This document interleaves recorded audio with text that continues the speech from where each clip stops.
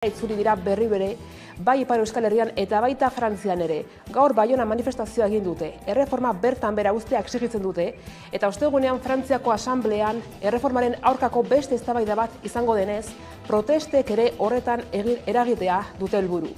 Gabe borrokatuko gara, erretreta kontra erreforma kentzeko eta jendarte proiektu eta lan mundu bidezkoagoak lortzeko.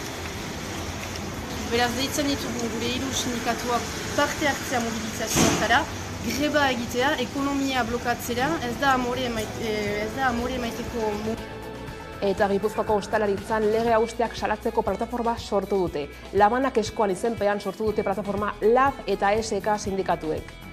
Horren helburua, lurraldeko ostalaritzako lan hitzarmen berria betearaztea izango da. Plataformak sare sozialetan izango du presentzia eta harremanetarako kontaktuak emango ditu. Modu horretan langileek ikusten dituzten irregulartasunak eta legez kanpoko jokaerak salatu ahal izango dituzte. Eta gaur eta bihar hasiko dira selektibitate azterketak Hego Euskal Herrian. Gaur Nafarroan hasiko dituzte azterketak eta bihar Araban, Bizkaian eta Gipuzkoan. Nafarroari dagokionez, 3.822 ikaslek egingo dituzte frogak eta urtero bezala gehiengoa neskak dira, 10-tik 6. Azterketen gehiengoa gaztelaniaz egingo dituzte. 4 ikasletik batek bakarrik hautatu du D eredua.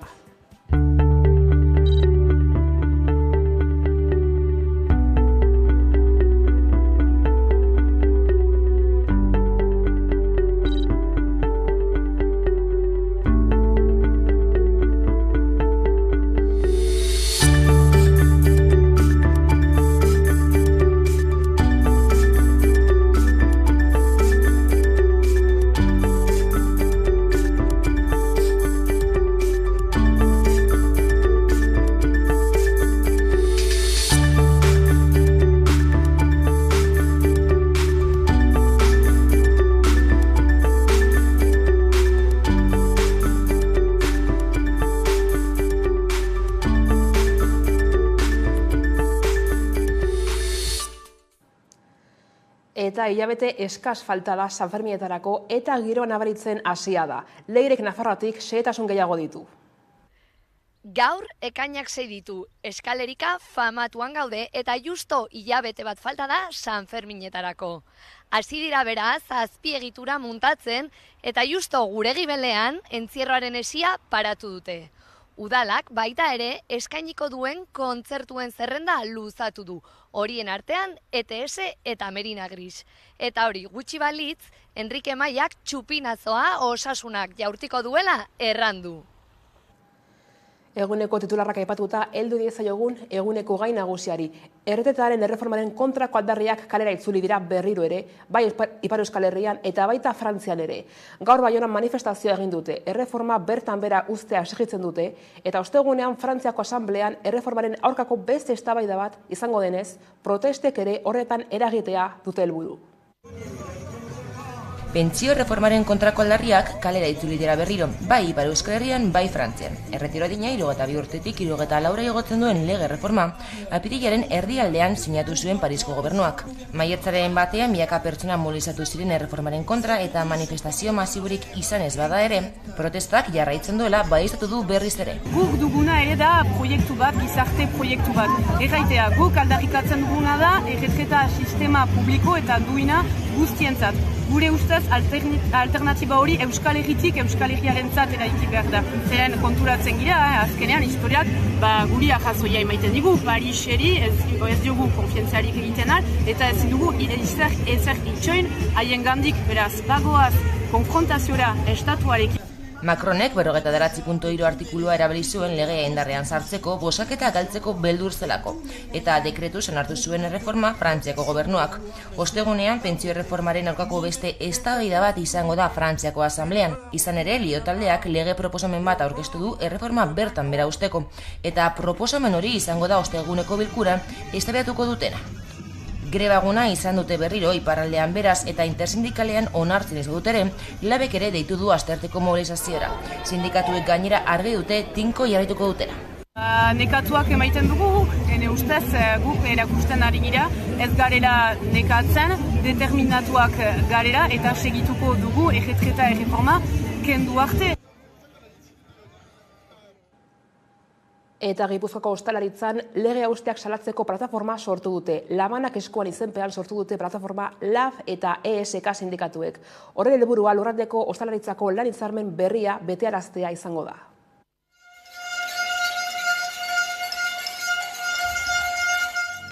Pasaren maiatzean, Gipuzkoako ostalaritzako hitzarmen berria sinatu genuen eta modu kritikoan esan genuen, naiz eta pozten ginen hitzarmenaren gatik ezinbestekoa zela hemendik aurrera hitzarmen horren aplikazioa bermatzea. Beraz, plataformaren helburua inaplikazioak sortu ditzakeen abusuzko egoerak salatzea izango da. Horretarako protokolo bat eratu dugu eta kasuan kasu egoera bakoitzari egokion irtenbidea bilatuko diogu. Bestetik, Gasteizko eta Lasarte Oriako Mitxelineko 4.000 langile inguru grebara deituta daude. Sindikatuek ez dute babestu zuzendaritzak aurkeztutako lan hitzarmenaren proposamena eta grebara deitu dituzte 2 lantegietako langileak. Zentraleko iturriek adierazi dutenez, grebak 93%ko jarraipena izan du. Bihar, bigarren greba eguna izango dute. Goizeko 5:00 hasi dira lehenengo elkarretaratzea Gasteizko eta Lasarte Oriako lantegietan. Gasteizen zentraleko iturriek El Correo egunkariari adierazi diotenez, ekoizpen lerrotan 83%ko jarraipena izan du grebak. Arabako hiriburuan kokatuta dagoen lantegian 3.300 langilek lan egiten dute. Kamioientzat eta obra publikoetako ibilgailuentzat gurpilak egiten dituzte. Gasteizen gutxiengo sindikalak egin du greba deialdia. Hau da, ELA, LAB, ESK eta CGT sindikatuek langile batzordearen babesik gabe. Komisiones Obreras, UGT, CESIP eta CCM sindikatuek osatzen dute gehiengo sindikala. Azken asteotan greba bertan behera ustea eskatu zuten, baina ez dute lortu. Gipuzkoako lantegian berriz 500 langile daude. Kasu honetan lana uzteko deia langile batzordeak egin du. LAB, Komisiones Obreras, UGT, ELA eta CCI sindikatuek hain zuzen ere. 4 greba egun egingo dituzte ekainean eta uztailean, gainera goizeko 9:30 auto-ilara bat osatu dute Lasarte Oriako kaleetan. Mitxelinek 112ko soldata eskaera eskaini du datozen 4 urteotan. Sindikatuek nahi dute ordea soldateko kontzeptu guztiak inflazioarekin lotzea. Horrekin batera lanaldia eta behin-behinekotasuna murriztea eskatu dute.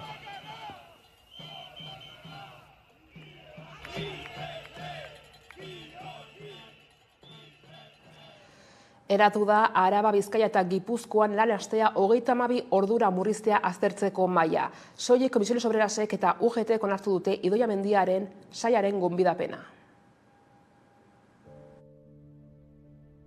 Araba, Bizkaia eta Gipuzkoan asteko lanaldia 32 ordura murrizte aztertzeko maila eratu dute. Talde horren lana izango da, besteak beste, asteko lanaldia 32 ordura murriztea, telelanaren formulak aplikatzea eta enpleguan eragina duten enpresen erabaki estrategikoetan langileen kodeterminazioa duten eragina aztertzea. Jaurlaritzako lan sailak Komisiones Obreras eta UGT sindikatuek osatzen dute maila. Hala ere, Lena Perez, lan eta gizarte segurantzako sailburu ordeak adierazi duenez, gizarte eragile guztiak gonbidatu dituzte, baina uko egin diote parte hartzeari, Confebask, ELA eta LAB kasu. Osatu dute maila eta lehenengo bilera egin dute, orain urtean zehar programa zehaztuko dute. 2024an proiektu pilotu bat esploratu ahal izateko. Proiektuaren diseinuak nazioartean esperientzia duen Future Policy Lab jakintzaren eta berrikuntzaren askotariko disiplinetako foroaren laguntza akademikoa du. Eta hezkuntza lege proiektuaren ekarpenak jasotzen ari dira Eusko Legebiltzarrean, eta honekin batera euskara mailaren kezka adierazi dute hainbat adituk.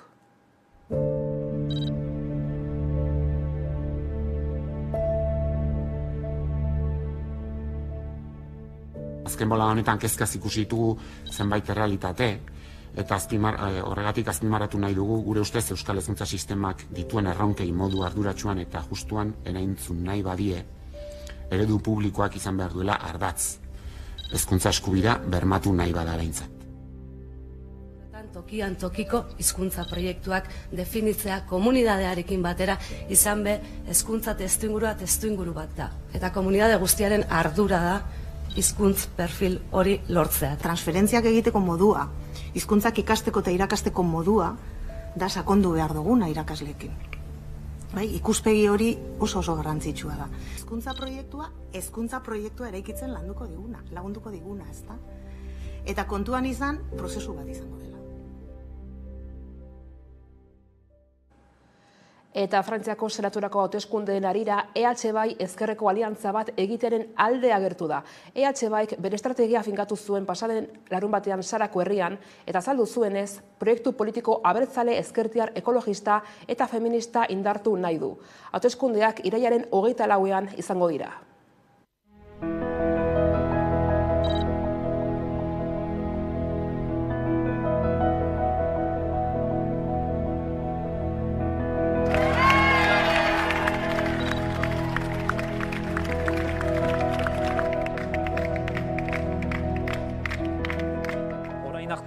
EH Bai ez da sekulan aurkeztu senatorial hauteskundeetan. 2020ko egi hauteskundeez geroztik, hauteskunde lortutako emaitzeri esker, senatorial hauteskundeetara joaiteko indarra emaiten digu. Horiei esker lortu dezakegu gure proiektu abertzalea Pariserat eramaiten.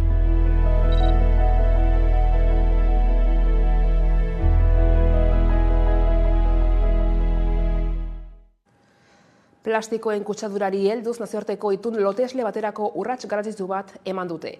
Nazio Batuen Erakundeko estatukideek 2024ko bukaerako prest izan nahi duten hitzarmen baterako ardatz batzuk zehaztu dituzte. Arrisku handiko plastiko produktuak eta polimeroak debekatzeko neurriak hartzea adostu dute besteak beste. Urtero 400 milioi tona hondakin plastiko sortzen dira, eta erabilera bakarreko plastikoen 185 zabortegietan edo ibai, itsaso eta paisaia kutsatu zamaitzen da. Nazio Batuen Erakundeko adituek erantzukizuna beren gain hartzeko eskatzen diete estatuei eta enpresei.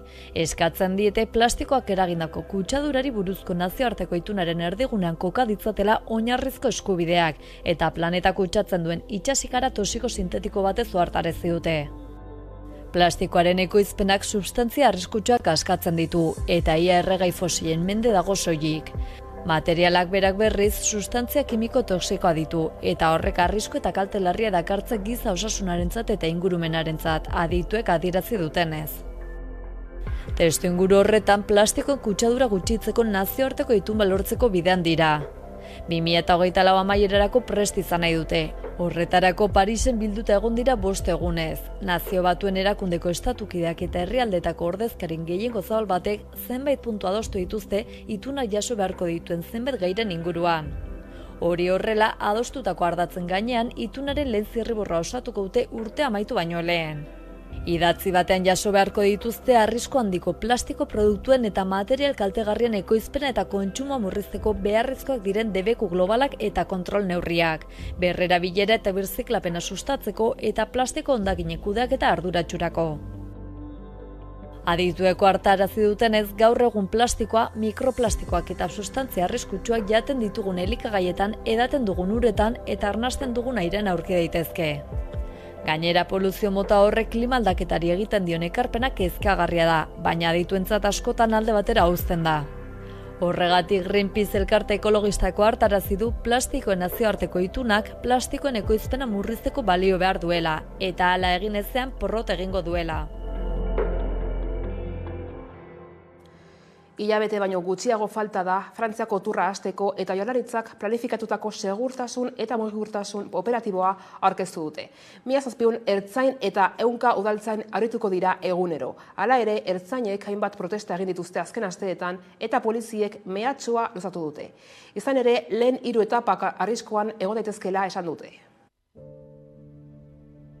Hilabete baino gutxiago gelditzen da Frantziako turra hasteko. Lehenengo 3 etapetan txirrindulariek Euskal Herria zerratuko dute. Hala, Jaurlaritzak planifikatutako segurtasun eta mugikortasun operatiboa aurkeztu dute. Denera 1700 ertzain eta 100 udaltzain arituko dira egunero. Baita dozenaka suhiltzaile eta larrialdetako langile ere. Hala ere, ertzainek mehatxua luzatu dute. Izan ere, lehenengo 3 etapak arriskoen egon daitezkela esan dute eta Jaurlaritza haiekin izaten ari den jarrera kritikatu. Baina Josu Erkoreka, segurtasun sailburuak ez du uste inork turra boikoteatzeko asmorik duenik.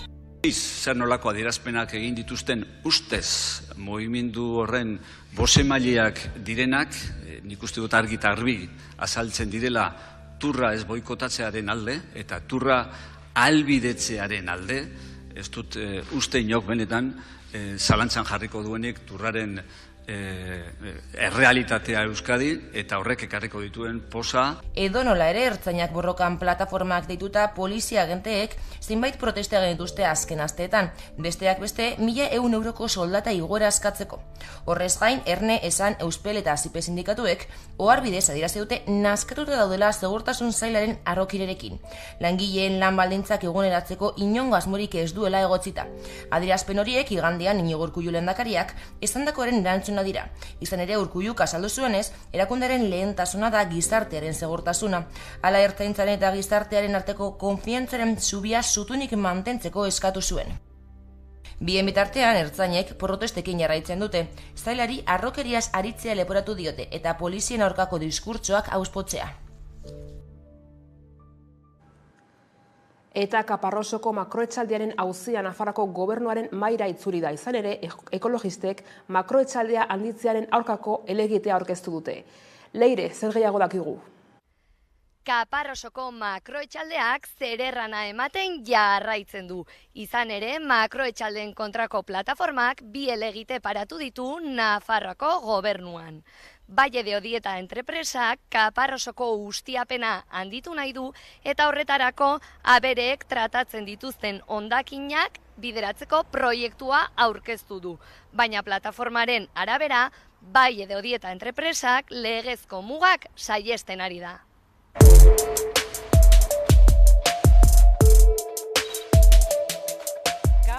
Nazioarteko ingurumenaren eguna dela eta makrogranjaren aurkako Nafarroako plataforma osatzen dugun 15 erakundetatik hemen elkartu gara. Nafarroako gobernuko landa garapeneko eta ingurumeneko kontseilaritzaren ebazpenaren aurkako bi gora errekurso jartzeko. Ebazpenetan, Nafarroako gobernuko departamentu honek baimena ematen dio esnetarako behi hazienda ustiatzeko instalazioa eta hondakin organikoen biometanizazio instalazioa nabarmen aldatzeko.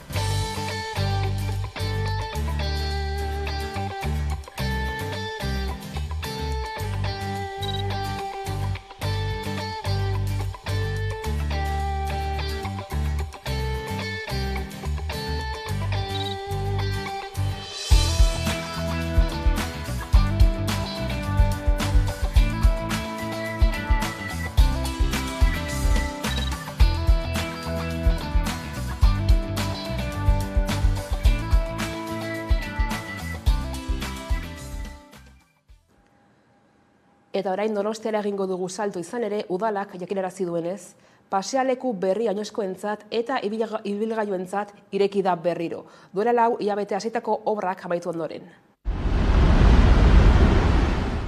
Donostialdeko pasealeku berriari buelta emateko ohitura zuten herritarrek berriro egin dezakete, ibilbidea 4 hilabetez itxita egon ondoren. Otsaiaren 6tik ekaina hasiera arte itxita izan da, ibilbidearen erdialdean mendiegala sendotzeko lanak direla eta. Azken ukituak amaitu ondoren, ibilgailuen eta oinezkoen joan etorria ireki da berriz ere erdiguneko ibilbide horretan. Mendi mazela ez egonkorrena indartu dute, azken urteotan arket jausiak izan baitira eta hormigoizko behin-behineko hormak jarri behar izan dituzte. Horrek daukan helburua da, momentu honetan paseo berrian hormigoizko pareta batekin babestua dagoen gune guzti hori birgaitzea, segurtasun neurriak hartzea eta hormigoizko pareta hori kendua izatea paseo berria bere horretan uzteko. 110 inguraketa jarri dira orotara, batzuk 40 tonako kablez eginak mazelari eusteko eta beste batzuk hegalean metalezko sareari eutsiz, harririk ez erortzeko. Hori ala hormaren onduan pare bat bolardo jartza baino ez da falta. Datozen egunetan iritsiko direnak, baina gainerako lanak amaitu direnez, pasealeku berria irekitza erabaki da. Bolardo horiek joango diren espazio txikia esituz. Obrak 726.000 euroko aurrekontua izan du, eta hormigoizko horma batez babestuta zegoen 100 metroko luzera zuen zonari eragin dio. Erortzen ziren harriek oinezkoengan eraginek izan ez ezaten. Eta guztira 726.000 euroko aurrekontua izango dute dan hauek eta 20 astetako epea aurre ikusten da. Otsailean hasi ziren lanek biribilgunetik Oteizaren eskulturarako ibilbide ixtea behartu dute, segurtasun arrazoiak medio, baina esan bezala berriz ere ibilgailuen eta oinezkoen joan etorria ireki da behin lanak amaituta. Hilabete eskas falta da Sanferminetarako eta hasi dira entzierroaren hesia jartzen zezenen ibilbideko hainbat tokietan. Horrekin batera udalak antolatzen dituen kontzertuak iragarri dituzte, aurten gainera Osasuna futbol taldeak botako du txupinazoa. Hilabete falta da munduko festa hoberenei hasiera emateko. Eta dagoeneko azpiegiturak paratzen hasi dira hiriko zenbait zokotan. Horietako bat, Sanferminetako entzierroaren hesia da. 858 metro biltzen ditu. Gaseko ikuiluetatik zezen plazarainoko bidea egiten du. Funtzioa eraikinak ez dauden tokietan, zezenak ez pasteko balio du. Hesia gainera bikoitza izaten da. Tartean, mediku udaltzain zein kazetarien bidean zehar, pasteko aukera izan dezaten. Udaletxea itzinean dagoen hesiaren pusketa hau hiria bisitatzen dutenendako atrakzio turistikoa izaten da eta gainera selfieak egiteko toki paregabea.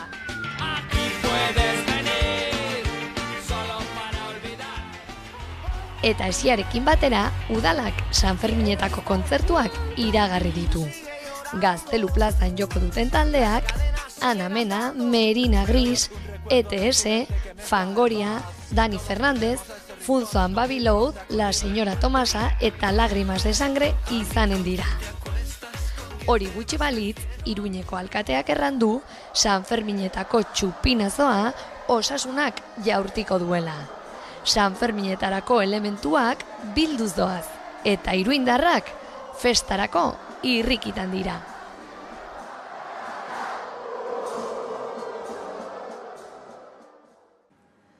Eta aurkeztu dute dagoeneko Gasteizko jaietako kartela. Veronika García Revuelta izan da irabazlea, guztien horitakoen azpian izeneko kartelarekin. Guztira 61 kartela aurkeztu dira, eta hauek iparraldeko zein judimendiko gizarte etxeetan ikusgai izango dira uztailaren 10-tik 25-era.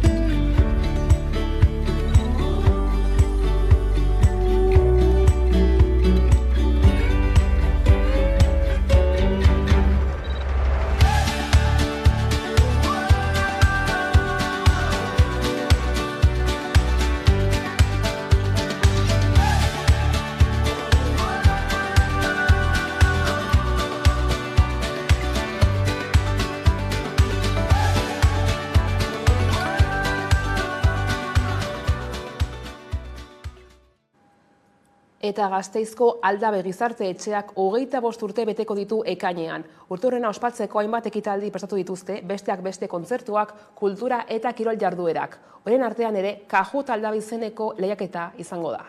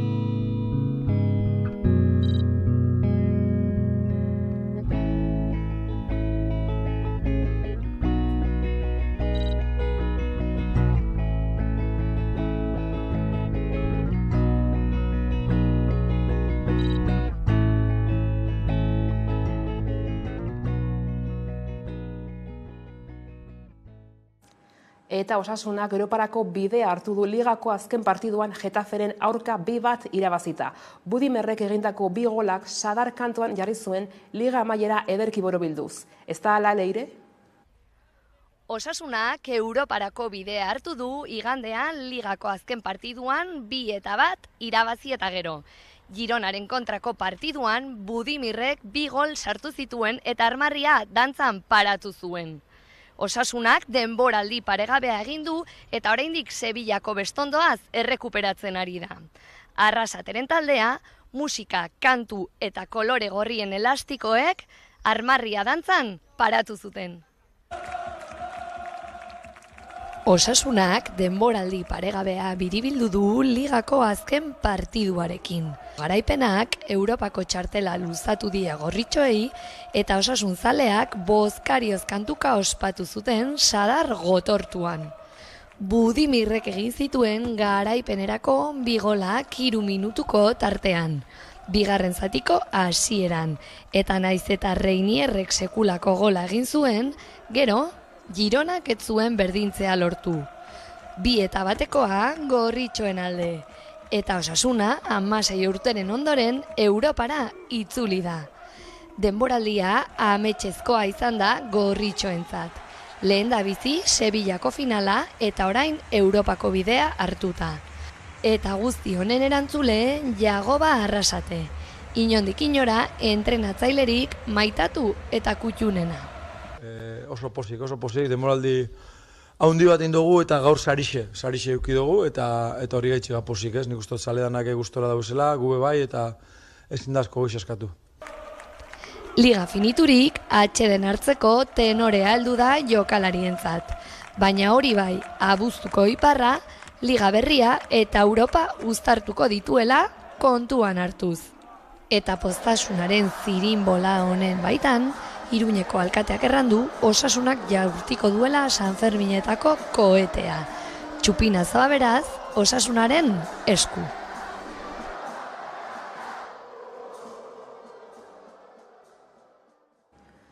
Eta eguneko elkarrizketari tartea zabalduko diogu orain. Gaurkoan, Imanol Telleriarekin egin dugu hitzordua, parte hartu ikerketa taldeko kidearekin. Gaurko saioan, etxe bizitzaren arazo edo aferari helduko diogu. Alternatibak bilatuz, alternatiba kooperatibo edo kolaboratiboak jarriko ditugu mai gainean. Etxe bizitza oinarrizko behar bat da. Eta horren ondorioz, eskubide bat herritar guztiontzako, betetzen ez den eskubide bat. Etxe bizitza ondasun bat bihurtu da, merkaturatzeko ondasun bat eta negozioa egiteko ondasun bat, eta horri alternatibak bilatuz, elkarlanak daukan garrantzia azpimarratuko dugu. Badakizue, ongi etorri denon topaleku den geltoki honetara.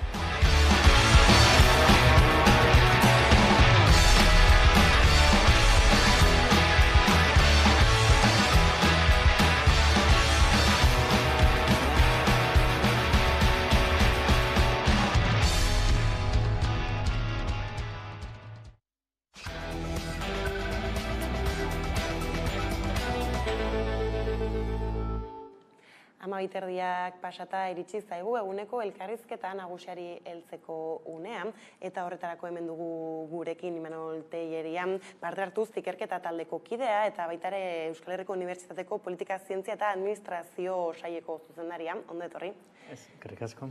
Gurera, eta tira, gaurkoan ez, orain gutxi burutu zuen nazioarteko jardunaldi batzuk izango ditugu hizpide, partaidetza ikerketa ekintza eta garapen komunitarioari buruzkoak hain zuzen ere, ez? Izan ere askotan etortzen zaizkigu hasteko agian, ez? Zer nolako pertzepzioak ditugun herritarrok erakundeekin, bere horretan eta asko ez ikusten dugu behintzate artikulu ezberdinetan, ez nola txikipen geroz eta txikiagoa badaukagun, halaxe da?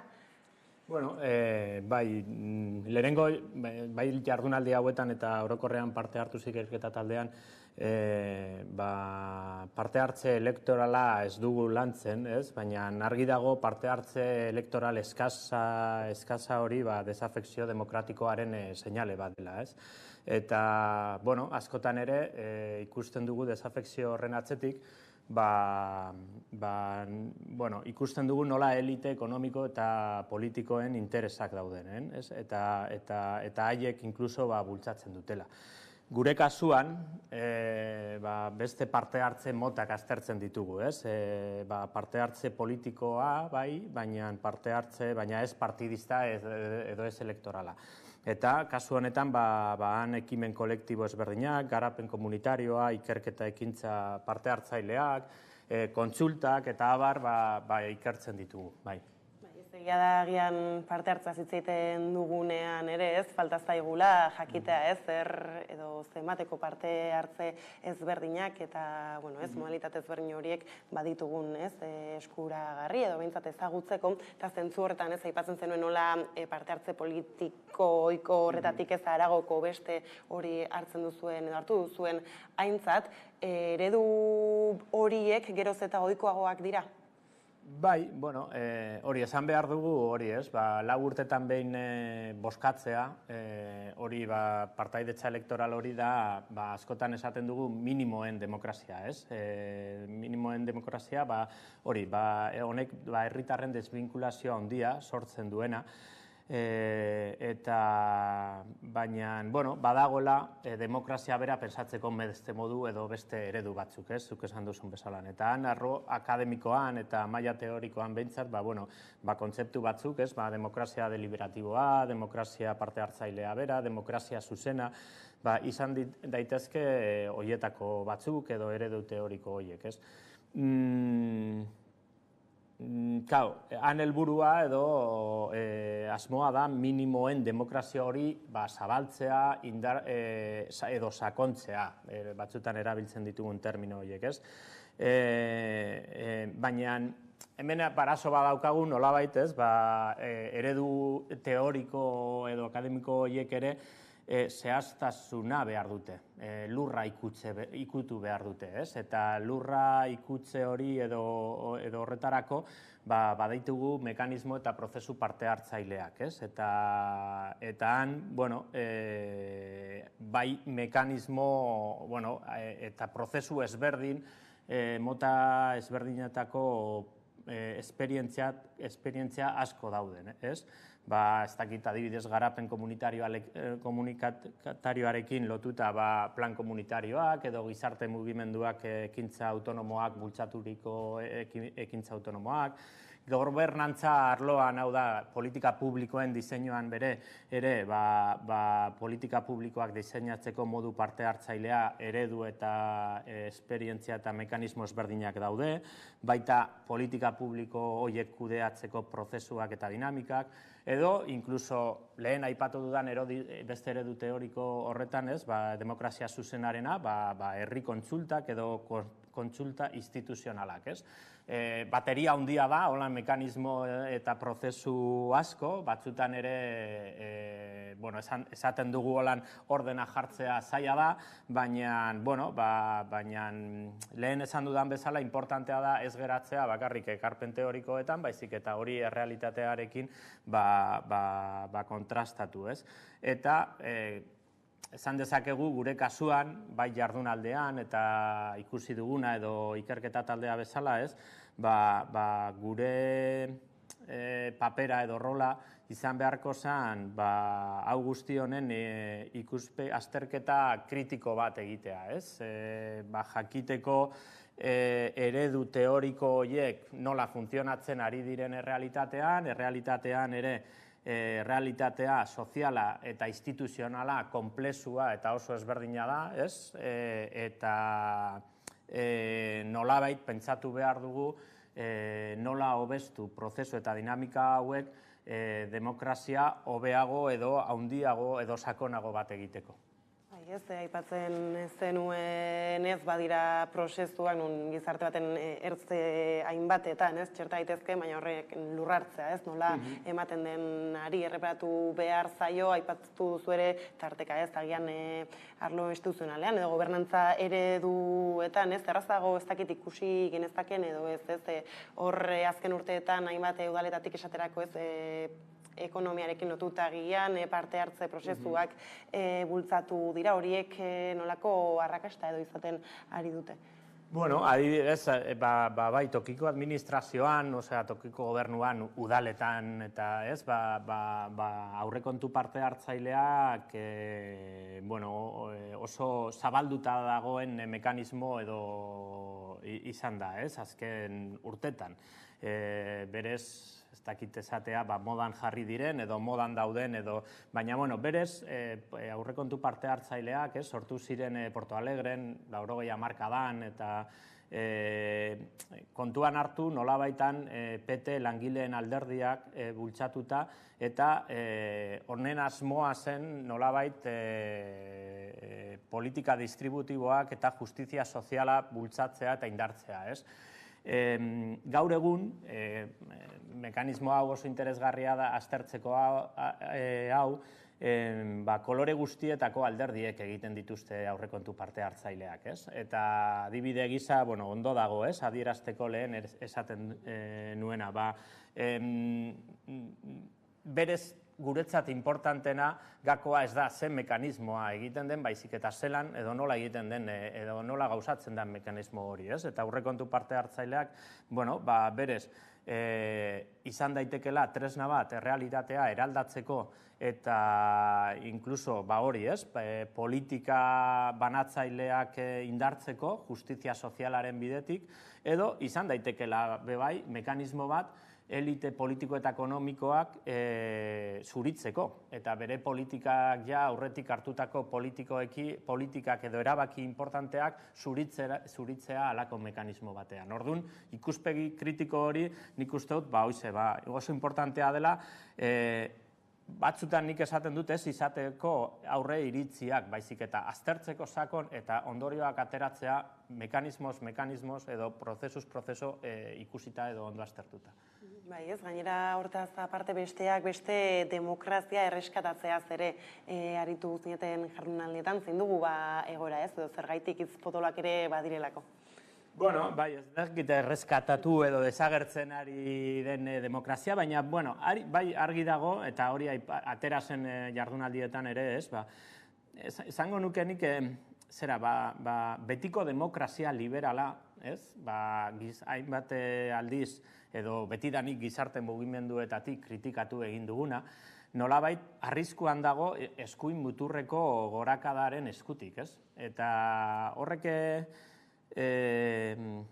horrekin lotuta, ez?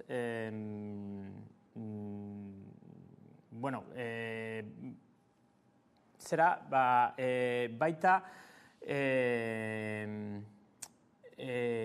borrokan hainbat urtetan ere, eta feminismoan ikusteut kasu ona da bebai hori ikusteko, ez?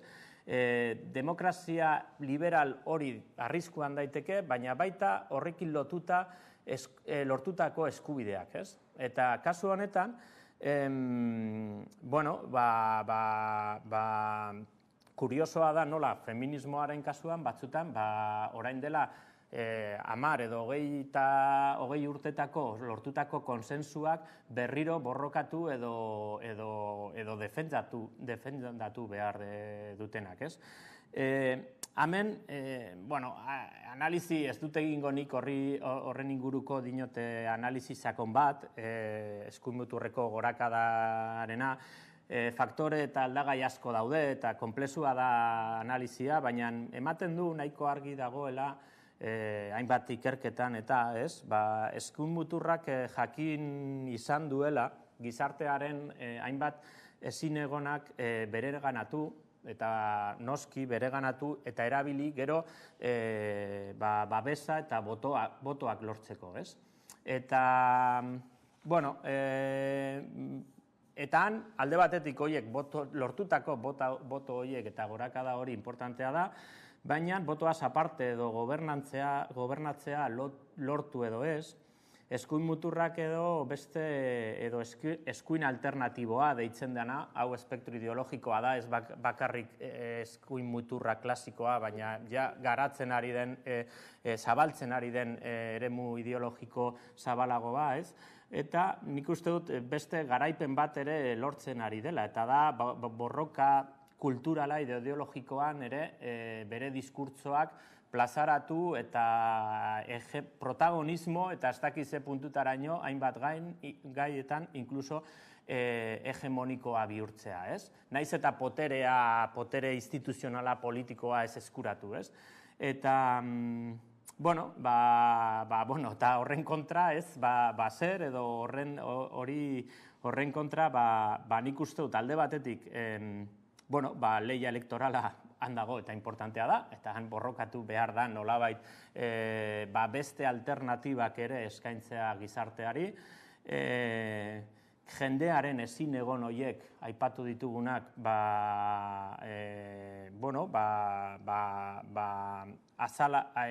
ikusteko, azalarazteko eta sentitzeko beste alderdi edo beste indar politikoek ere bere ganatzen dituztela. Eta gero,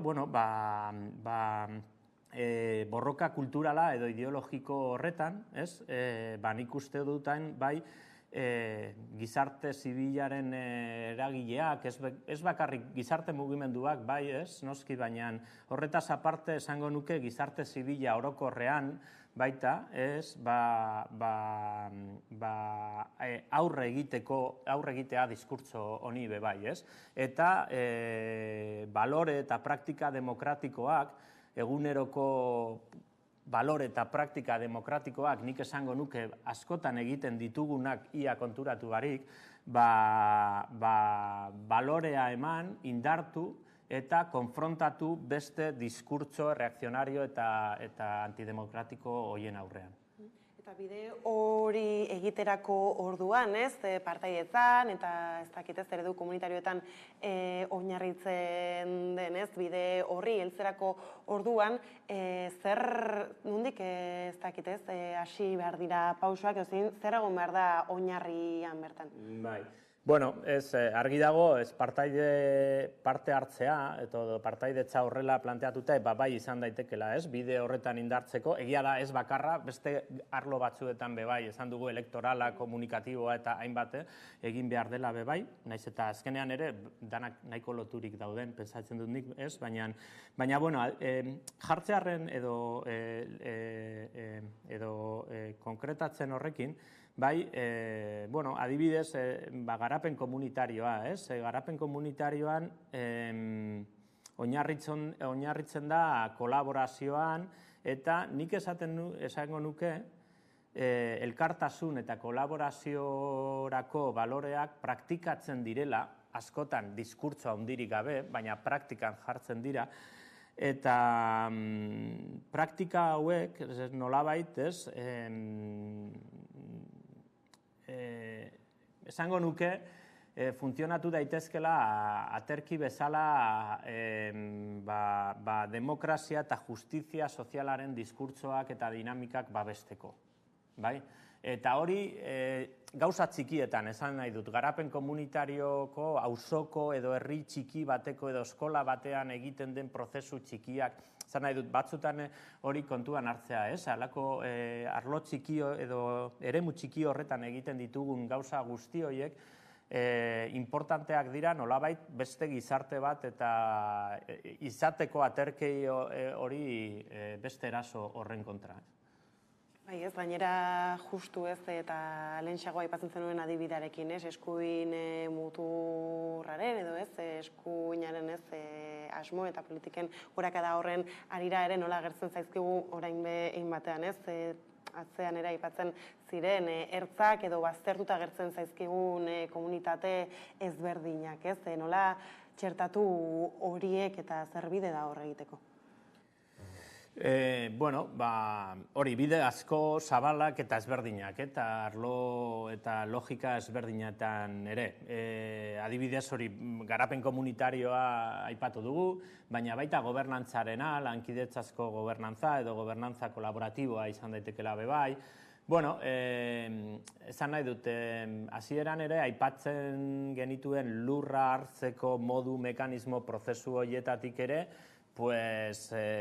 bakoitzan ere pentsatu zelan bideratu dinamikak kalitate demokratikoa gauzatzeko errealitate horietan, ez? Gainera, lehentxeago ere aipatzen zenuen, zer nolako eskakizunak egiten diren mugimendu sozialetatik eta gero zer bide har dezaketen hor zelako kontraesanak ikusten dituzu zuek gehien bat? Bueno, nik esango nuke arlo guztietan ere ditugula kontraesanaz handiak, ez? Eta askotan begirada edo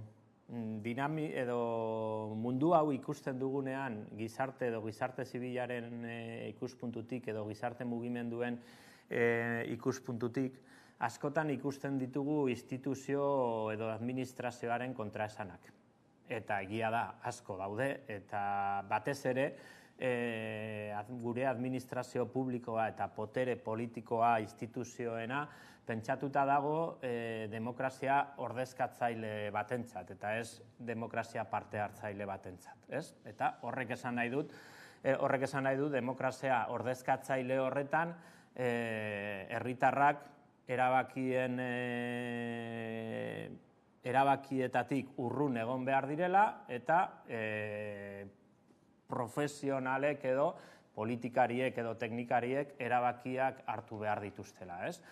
Administrazioa horrela dago pentsatuta eta antolatuta, baita barne inkluso funtzionamenduan ere. Eta hor, argi dago, naiz eta ideologikoki partaidetza bultzatu nahi, askotan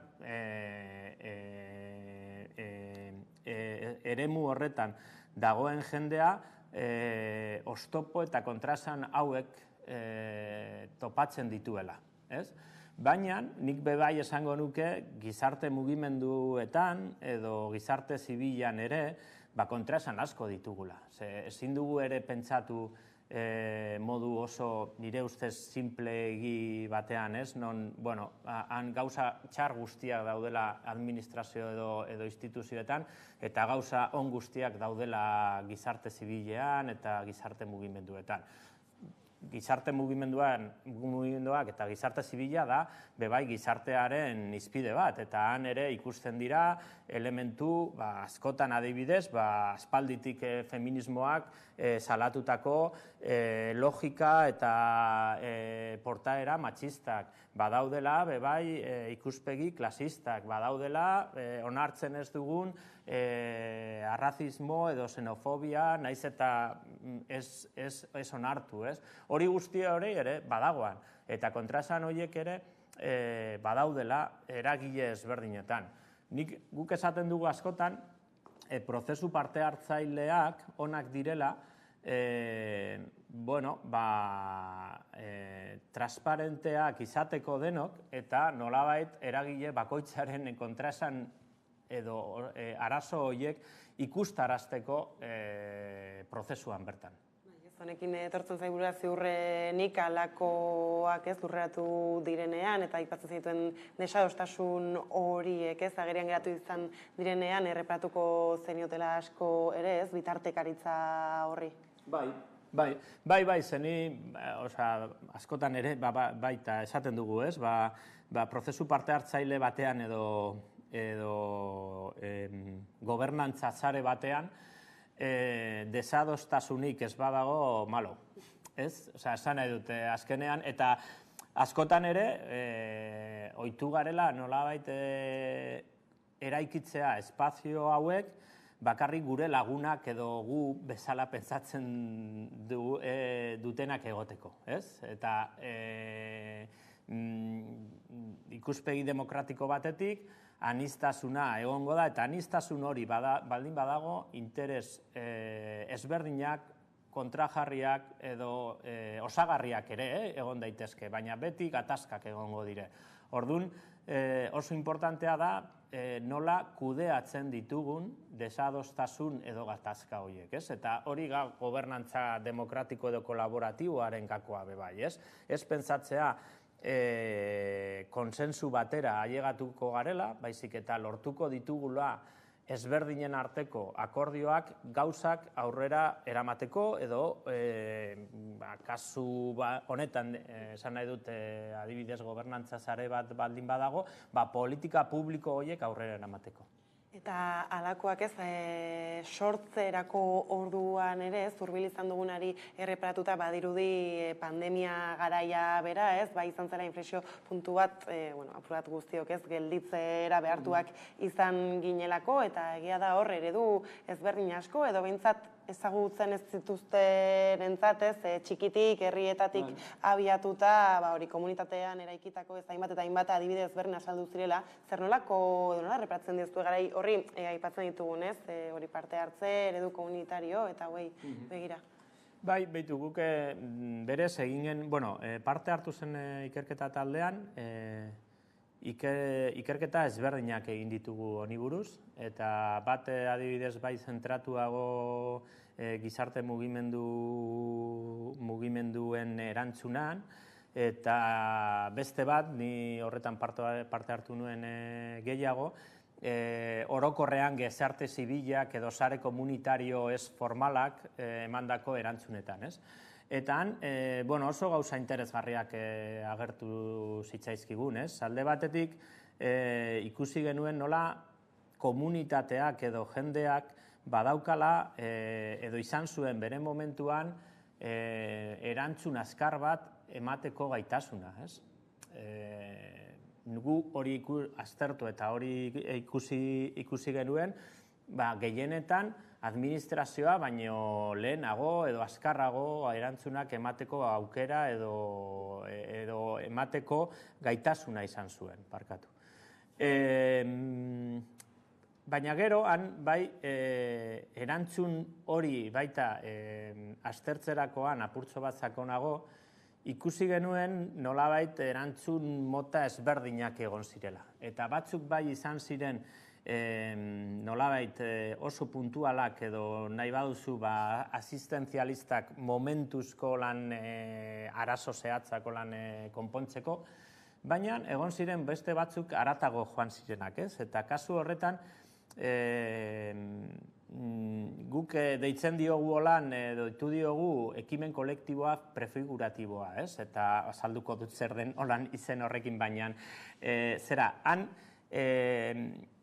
ekimen kolektibo prefiguratibo honetan, babesa edo zainketa egiteaz gain, nolabait, salaketa bat egiten da, hau da, injustiziaren salaketa bat egiten da edo salatzen da beste eragileak bere lana ez egitearren, pentsatu zerbizio sozialak esan daitezke, edo hezkuntza edo osasun zerbitzu publikoetan, ez? Eta gero, inkluso hirugarren elementu bata babesa edo zainketa, bestea salaketa edo protesta, eta beste, hiruki bat izango balitz bezala, beste bat kolaborazioa politika publiko hobeagoak egiteko. Eta kasu honetan, hori garapen komunitarioarekin oso lotuta dagoela, ze praktika hori garapen komunitarioan aspalditik egiten ari zen, betetzen ditu hiru elementu importante horiek ekimen kolektiborako. Hau da, komunitatea jendea gure artean babestu, zaindu eta erreparatu injustiziak eta elkartasuna zabaldu hori ez gertatzeko edo hori konpontzeko. Beste aldetik, salatu nondik datozen egoera horiek pandemian kasuan, baina pandemiak berak azalaratu zuena izan zen desberdintasun soziala, ez? Eta hortik dator injustizia kasu horretan, eta gero kolaborazioa politika publikoak modu kolaboratiboan bebai egiteko edo bultzatzeko, besteak beste askoz eraginkarroagoak izango direlako horrela. Zero jardunaldetan hortaz aparte ikerketa ekintzaz ere aritu zineten, ez? Aipatu ditugu beste horretan zelako erresistentziak eta aukerak sortzen diren kasu honetan ez zer nabarmentzen da? Beitu, baian, ikerketa ekintza parte hartzailea oso tresna baliagarria izan daitekela gizarte zientziaetatik ekarpen interesgarri bat egiteko, ez? Eta gure ikerketa taldea horretan datza, hasieratik, sortu zenetik, eta adibidez daukagun EHUn partaidetza eta garapen komunitarioari buruzko master batean, ez? Han klabea, nik esango nuke, ez? Ikerketarako objektua, subjektua bihurtzen dugu, ez? Eta kontua da subjektu hau gai izan behar dela bere errealitatea aztertzeko eta baita eraldatzeko. Hau, bueno, nik ez, hori Paulo Freirek esaten zuen, aspalditik esan zuen, ez, eta berak esaten zuen hori, talde sozialak kontzienteak dira bere realitateaz. Ez dituzte behar gure zenbakiak, gure datuak eta gure grafikoak. Badakitela pobreak direla eta edo bazterkeria egoera batean daudela. Berak planteatzen zuena zen behar edo tresna metodologikoak behar dituztela komunitate edo giza talde hauek bere realitate hori eraldatzeko. Eta berriro esaten dutez, han ikerketa ekintza parte hartzailea guk behintzat ulertzen dugu edo planteatzen dugu bide honetan, tresna bat bezala, justizia sozialaren aldeko borrokak edo ekarpenak egiteko behintzat. Ez duena bada adibide bat, gero aipatu dituzu beste batzuk, ez, nola jardunaldietako ildo nagusi horiei ez, ekarpena egin, eta horiek aztertzeko ez dakit, askorako ematen du gai honek bere orokorrean, ez, eman ditugu pintzela batzuk, ez dakit honekin, ez, afera hauei helduta zein bide ikusten duzuen egin daitekeela, egin dezakezuela.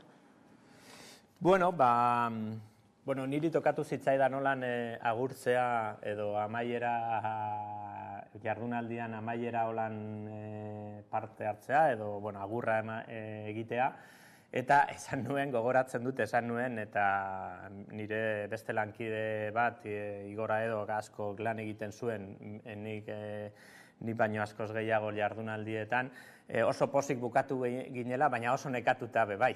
Eta zentzu horretan ere animatu nahi genuen jendea, batez ere estatuko beste ikerketa taldeko kideak, Bartzelonan, Madrilen, Andaluziatik ere edo Zaragozatik etorritakoak, jende asko bai etorri zen Hego Amerikatik, eta han bai badaukagu Klaxoren bidez kolaborazio bat, ez? Baina, zer egin behar dugu? Jarraitu eguneroko lan horrekin, azken finean ere gure ardatza edo gure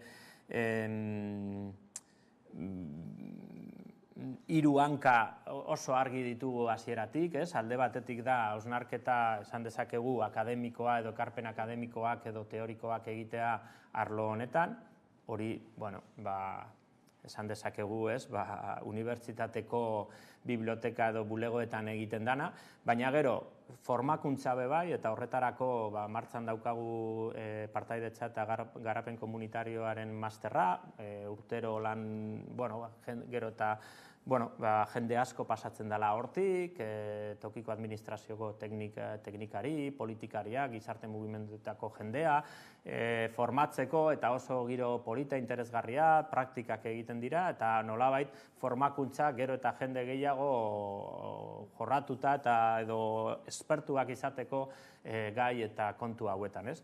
Eta gero beste aldetik ere kontaktu hori gizarte zibila edo gizarte mugimenduekin eta tokiko administrazioekin ere, ez dakit asesoria edo kolaborazioa lana egiteko sektore edo eragile ezberdin hauekin, beti konpartitzen badugu balore minimo edo filosofia horiek bultzatzeko prozesuak bide horretan, ez? Ikusten dugu hildo hauei segida emateko badirela aukerak Euskal Herrian. Bai, asko, esango nukenik,